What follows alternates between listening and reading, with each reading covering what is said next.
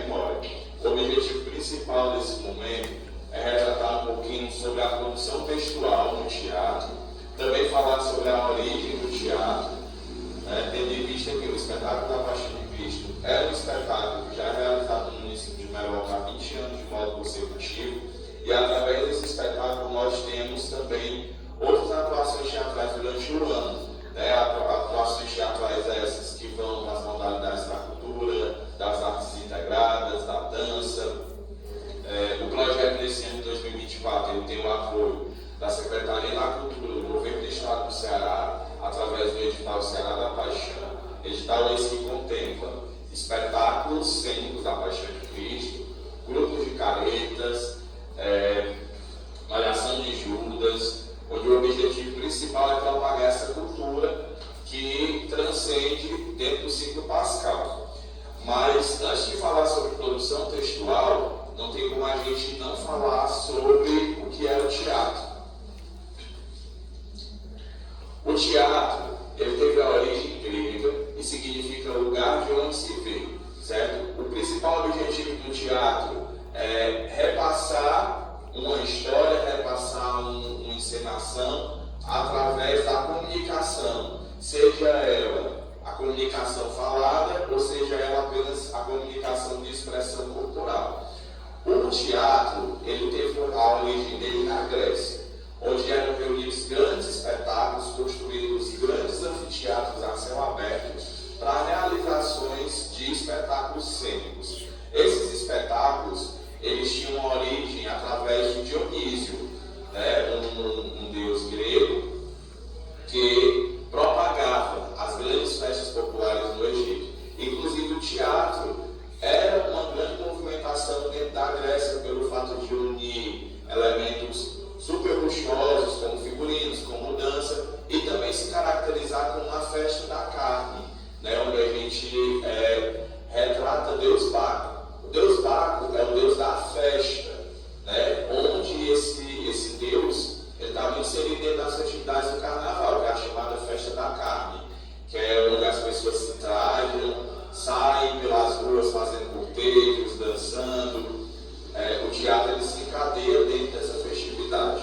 E para a realização do teatro, a partir de uma pessoa é possível fazer um espetáculo teatral. No nosso caso, quando a gente retrata o espetáculo da Paixão de Cristo, nós estamos retratando uma história real, história essa que é contada há milhares e milhares de anos. O roteiro que integra essa Paixão de Cristo é um roteiro adaptável. Nós temos aí espetáculos que duram meia hora, que são os espetáculos de via sacra, e temos também os espetáculos que duram aí mais de horas, que são os espetáculos encenados a céu aberto, gravados, transmitidos. No nosso caso, o espetáculo da Paixão de Cristo de Meroca tem uma duração de mais ou menos uma hora e meia. É um espetáculo que retrata recortes da vida e da Paixão de Cristo, onde esse espetáculo ele acontece num espaço público, certo? Um espaço público que reúne diversas e diversas pessoas na sua execução, certo? E quando a gente retrata esse teatro de modo artístico, trazendo isso para uma realidade do nosso cotidiano popular, a gente retrata não só a encenação da morte de Cristo, mas existe todo um preparatório, certo? Onde os atores eles são divididos a partir da sua dicção, um espetáculo que reúne música, que reúne encenação, que reúne toda uma preparação para a sua execução. Nós sabemos como se dá o início da Paixão de Cristo. Nós temos um homem que nasce, que vai vivendo sua vida até determinado momento onde chega a sua crucificação. Esse é o espetáculo da Paixão. Só que dentro desse roteiro nós temos vários contextos. Contextos esses que reúnem atores principais, atores secundários, o elenco de apoio, e toda uma cenografia. Porque Jesus ele começa com um semblante e finaliza com outro. E dentro desse espetáculo também se enquadra a questão dos efeitos especiais. Efeitos especiais com maquiagem artística, estilo ferimentos, a musicalidade, a interpretação das pessoas. Então tudo isso é definição do que é o espetáculo da Paixão de Cristo Maior. Na construção do roteiro da Paixão, você vai observar que toda a Paixão de Cristo vai ter o quê? Crucificação, ressurreição. Só que, a partir da montagem do diretor da Paixão de Cristo, esse roteiro ele pode mudar. Né? A gente observa, nós temos 3 Paixões de Cristo no município. Temos a Paixão de Cristo de Maior, temos a Paixão de Cristo de Camilos e temos a Paixão de Cristo de Anil. Cada uma tem sua particularidade. A Paixão de Cristo de Anil já é uma Paixão de Cristo mais voltada para um espetáculo de via sacra. Como? É um espetáculo andado, seguido pelas ruas, onde o texto da via sacra é o texto padronizado, certo? Nem sempre os artistas têm aquele texto preparado, decorado, são recortes feitos do texto que se inserem dentro do espetáculo. Paixão de Cristo de Camilos já é um espetáculo mais preparado, né? Já é um espetáculo, podemos dizer, mais palquista, porque ele traz recortes bíblicos e faz também a representatividade de figuras específicas da Paixão de Cristo convencional. O espetáculo da Paixão de Cristo de Maior é um espetáculo de transição, é um espetáculo que iniciou lá atrás com o espetáculo de estilo via sacra, passando casas e casas, ruas e ruas. Em anos seguintes, continuou o contexto pelas ruas, mas com a montagem de cenários aproveitando o ambiente. Por exemplo, eu tenho uma casa, essa casa tem características mais envelhecidas, essa casa vai ser utilizada como um cenário para ser o palácio de Herodes, por exemplo. Posterior a isso, no ano de 2012, o espetáculo da Paixão de Cristo Maior passou por essa intervenção e inovação artística, vindo a se tornar um grande teatro a céu aberto, que a gente pode dizer um anfiteatro. Como se caracteriza um anfiteatro? O anfiteatro ou teatro é um local de modo circular, onde todo o público possa visualizar em 360 o espetáculo, certo? É um espetáculo que utiliza palcos, que utiliza de luzes e que utiliza de efeitos especiais. Isso é o que diferencia o espetáculo de via sacra, de espetáculo itinerante e de espetáculo de teatro no céu aberto, certo? Então, hoje, o espetáculo da Paixão de Cristo, ele é a sequência dessas 3 ações, que é o que define espetáculo de Anil, espetáculo de Camilos e espetáculo de Maior. A tendência é que espetáculo de Anil, espetáculo de Camilos, também, no decorrer de sua execução, eles cheguem a essa proposta de espetáculo cênico palquista, assim digamos. Por que o espetáculo cênico palquista? O objetivo de um espetáculo cênico palquista ou de show palquista é que o teu público ele esteja sentado ou em pé em um lugar específico onde o espetáculo está acontecendo. Diferente do espetáculo com cenas itinerantes, onde as pessoas caminham até as cenas, que é o que faz essa diferenciação. O espetáculo via sacra, as cenas já estão montadas em locais diferentes. Geralmente o espetáculo via sacra ele começa em um local mais baixo e termina em um local mais alto. Geralmente é onde acontece a crucificação. O espetáculo palquista itinerante é um espetáculo que divide cenários dentro de toda a comunidade, dentro de toda a cidade, e que é seguido pelas pessoas com carro de som, certo? Para fazer os efeitos musicais. E já o espetáculo teatro a céu aberto, é aquele espetáculo que disponibiliza assento para as pessoas, disponibiliza palcos, efeitos especiais e elementos como sonoplastia, iluminação, para que possa fazer essa complementação. Quando eu trabalho a minha proposta de montagem de roteiro,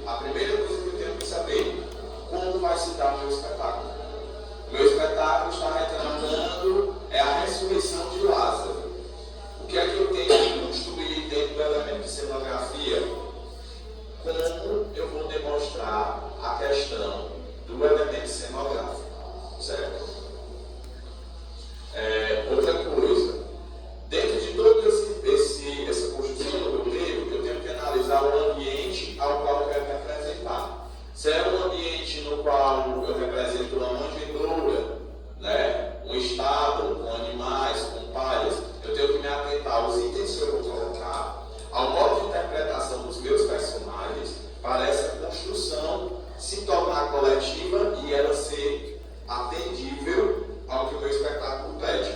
Claro, tudo isso se dá também dentro da montagem e estruturação de um diretor, certo? A partir de vivências de como ele interpreta determinada leitura. Vou citar, por exemplo, a tentação. Em cada espetáculo você vê que a forma como a pessoa que interpreta ou as pessoas que interpretam a tentação, elas representam psicologias diferenciadas. Aqui, já tem 3 anos que a gente utiliza 3 pessoas encenando a cena da tentação. Ambas sendo caracterizadas por cores escuras ou cores mais vivas e chamativas. Mas em outros espetáculos a gente simplesmente vê uma pessoa com um traje normal representando a tentação. Isso vai muito da leitura do diretor. Outro elemento também diferenciável, a personagem Salomé. Em muitos espetáculos o público espera pela apresentação da Salomé, como vai se dar o momento da personagem Salomé. Essa personagem, em determinadas situações, veio introduzida com uma roupa mais detalhada, em outras situações com uma roupa mais voltada à dança do vento, assim como a coreografia e etc. O teatro na pré-história. Na pré-história, o teatro ele já teve esse surgimento, certo? Onde os homens das cavernas se reuniam para fazer danças, para fazer imitações, certo? Dos elementos e dos seres da natureza. Então o teatro ele faz essa caracterização iniciando lá na pré-história. Mas aí foi dentro do ciclo do período romano que o teatro de fato se consolidou. Hoje, o teatro na atualidade, ele está inserido de que forma? Ele está inserido em várias vertentes onde a gente pode trazer para isso as artes visuais.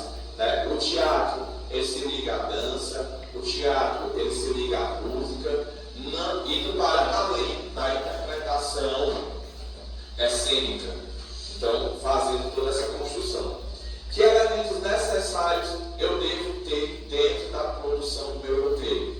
Primeiro de tudo, quando eu monto meu roteiro, seja de um espetáculo da Paixão de Cristo, ou seja de qualquer outro espetáculo, a primeira coisa que eu tenho que trazer no meu roteiro é o que eu quero passar para a população. Por exemplo, vou construir um roteiro de um casamento junino. A primeira coisa que eu busco hoje é o quê? Qual é o tema? Meu casamento tem que estar ligado ao meu tema. Isso se tratando de quadrilha junina estilizada. De repente eu quero fazer uma festa na minha quadrilha, na minha casa vou fazer uma quadrilha improvisada e resolvi que vou fazer casamento. Ali sem ensaiar, sem nada, eu posso fazer casamento? Eu posso. Né? É onde entra aquela questão do teatro cômico. Onde eu posso, sei lá, a Clara é a noiva, bota a Clara dentro do carrinho de mão chegando para se casar com o Clarice, está lá o Clarice com identidade preto, bigode. Aí, por exemplo, o Clarice vai ser o padre. Quais são as falas do padre, geralmente num casamento cômico, né? O que é muito utilizado dentro dessas festividades improvisadas, em nome do barco, do pinto, dos alvos quebrados, vocês estão casados. Era um texto muito comum, né? Que você montava um casamento improvisado ali, você não conseguia executar. Quando a história você tem a aptidão de construí-la, você pode sonhar. Mas quando já é uma história contada, recontada e reinterpretada, você tem que adaptar. Por exemplo, no espetáculo da Paixão de Cristo, eu sei que vai ter que ter o quê? Crucificação. Não tem como fazer um espetáculo de Paixão de Cristo e não ter a crucificação. Se não tiver, não foi a encenação da paixão. Né? E assim são essas diversas vertentes que o teatro me dá. Então, volta a essa questão. Quando eu construo o meu roteiro, eu tenho que adaptar